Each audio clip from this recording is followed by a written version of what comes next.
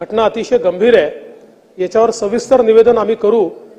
केवळ एवढंच सांगतो की यानंतर काही उपाययोजना देखील आपण केलेल्या आहेत। विशेषतः या केसमध्ये तर जो काही परवा अपघात घडला त्याच्यामध्ये त्यांची टेस्ट केली तर त्याच्यात काही अल्कोहोल वगैरे आढळलं नाही, तरी रॅन्डम चेकिंग एक त्या संदर्भातला आपण सुरू केलेला आहे।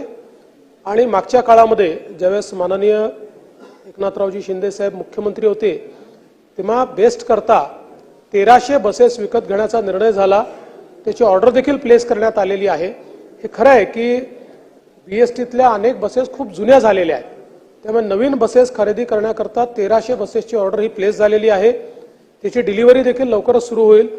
तथापि या अपघाताच्या संदर्भातली सगळी वस्तुस्थिती जाणून घेऊन आयुक्तांना आपण निर्देश दिलेले आहेत की त्यांनी बेस्टच्या जे बेस्टचे प्रमुख आहेत त्यांच्यासोबत बसून एक नीट योग्य प्लॅन चाकआउट करावा, जेणेकरून बेस्टच्या सेफ्टीच्या संदर्भात देखील आणि प्रवाशांच्या सेफ्टीच्या संदर्भात देखील आपल्याला उचित उपाययोजना करता येतील।